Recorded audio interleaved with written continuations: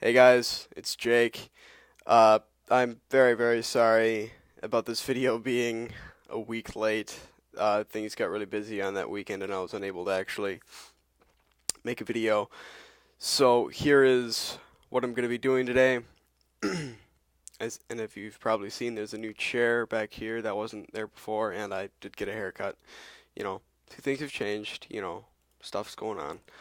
Um, I know that this is also not the regular time that I have for the schedule set up for videos. So, the reason for that is because I decided I should, because I missed it last weekend, I should, release one earlier. So let's get on to today's topic. If any of you've seen it, I did a video on abortion and gay marriage.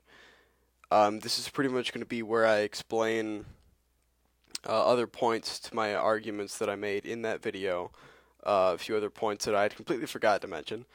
And I'm actually probably going to do this a lot because when I actually get in front of the camera to make these videos, there are things where I'm thinking that I'm going to say in the video, and then when I actually do the video, I completely forget to mention them. So I'm going to naturally have to do a few other videos afterwards to cover all the points that I had completely forgotten to put in there. So if that's a problem for you guys, I apologize, but there's really nothing I can do. So, anyways, the uh, the point that I made really mostly in in the abortion and gay marriage video was with abortion was that because I am pro-choice, is that it is a woman's choice to do what she wants with her body, and I didn't really explain why I didn't consider why I completely disagree with people that say abortion is murder. Um, when an egg is fertilized, that has become a life form, and it is growing, and it will become eventually a human being. But I don't consider right at conception. I don't consider that to be a human being because it's just not. It's it's not something that's the equivalent of me, this person sitting here behind this video camera, and you, the person watching this video. It's simply the living thing, the life form is simply not the same. Eventually, it will be human, and it is human life. But then again, sorry, I got an iPhone, and I just got a message. Very sorry.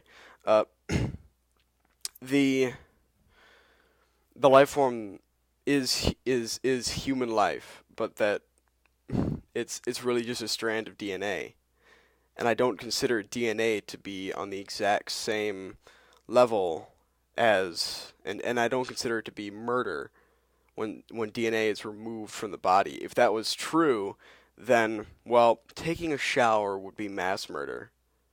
I don't consider that to be, you know, murder. I mean, when you're taking a shower, plenty of DNA and skin cells are being removed from your body, some dead, some living. That's it. Abortion is a relatively similar thing depending upon what point the abortion is occurring at in the development of the the baby, and that you have to kind of look at it that way. And I'm not somebody that believes in there's like a small group of people that think abortion after the child has been born is correct. I don't consider that to be correct at all. I think that that is then a human being, and that's murder. But there's a huge difference between the life form developing inside of the woman and a living, breathing child that has just been removed from the womb after the 9 month time span. There's just a gulf of difference. There's huge differences in development and what that actually is, what things are part of that life form.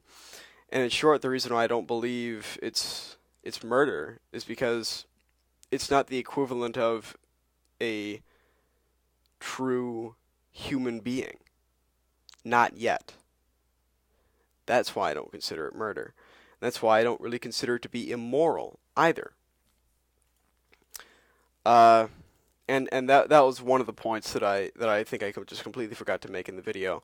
The second point is that uh, it's that you're not forced into having a abortion. There's nobody that's going to tell you that you have to. And if a woman is told by a guy you have to get an abortion, well then that's a little bit different. You can tell him to go fuck himself because that really isn't right. But you know that's a very different thing than somebody being forced into doing it. An abortion, just like gay marriage, is something that not every single person has to do. You don't have to. There's nobody that says you really, really have to, or else I'm going to kill you. And sure, you can cite extreme examples where a woman has been forced into having an abortion, and that's wrong. But then again, I think anybody being forced into doing anything is wrong. It's it I both sides of this issue cite extreme examples. Pro-choice side tends to say, well, what if a woman is raped, or what if it's incest, or anything like that? And then the pro-life side says, well, what if a woman has, 20 abortions? Well, you can't really argue it like that. What if it's a girl, 16, 15, 16, 17, young, that did something stupid, got pregnant, and doesn't have the financial abilities or the maturity level to be able to handle having a child? Well, you can say adoption, but adoption really isn't the best option all the time. Sure, for some people it is better, but it isn't. Because when you really look at the adoption clinics and you look at the adoption agencies, it's so there's so many children right now that are in the adoption agencies that it's the system is overflowed, over it's filled, to capacity. You can't. There's simply too many children that are trying to be adopted that are in the system right now, and you also have to take that into account. You can't simply say, well, abortion is wrong, and then therefore a woman can just put their child up for adoption. Well, if it was that simple, then believe me, nobody would need an abortion. But not everybody wants a child. There isn't the vast majority of people that are, people having sex and then trying to give that child up to adoption is way, way over the amount of people that are trying to adopt children. Sure, there's a large amount of people that want to adopt children. This is true. But there's simply way, way, way too many children to actually be able to be adopted by all the people. And it's a personal thing, you know? I mean, it's just like gay marriage or marriage at all. There's nobody it's not a part of your life that needs to be controlled by anybody else. And I think that there are a lot of situations like this, but in this situation with pro-life, there's two kinds of pro-lifers. There are people that say, okay, an abortion is morally incorrect, so I will never have one, or I will never ask somebody to have one. And then there's the other side that says, it's morally incorrect, and therefore it should be illegal. Well, if you consider it morally incorrect, and if you consider anything to be morally incorrect, then don't do it. There's nobody, except for in extreme cases, there's nobody that's going to say, you have to do this. It's just like gay marriage. If you don't like it, if you don't like the idea, then you need to accept that people are going to do it and move on. It's not any government's business. It's not any citizen's business. It doesn't matter. It's nobody else's business who you're married to or whether or not you had an abortion. That's not a lawmaking body's business. That's not the voters' business. That's not the business of anybody except for the person that is going to either have or not have the abortion, and the couple that is going to either have the marriage or not have the marriage.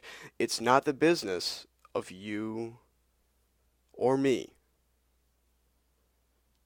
And regardless of whether or not you actually think that abortion is correct or incorrect, you don't really have to put that into law.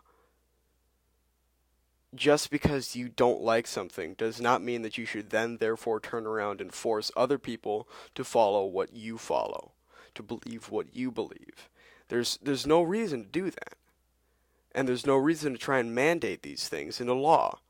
If you don't like abortion, okay, that's fine. I can understand that, and I can respect that.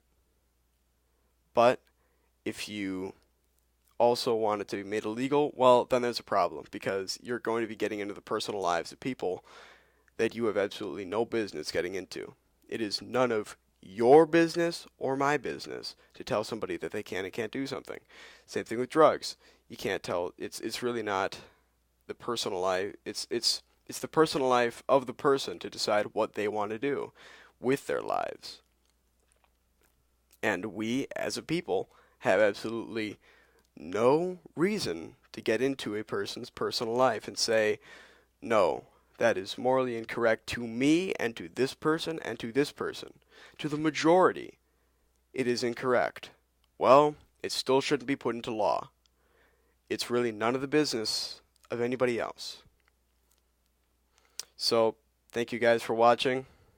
I know this is probably a little bit annoying that I did another video on pretty much the same topic, but I felt that I needed to clear up a few extra little points there. Have a good one, everyone.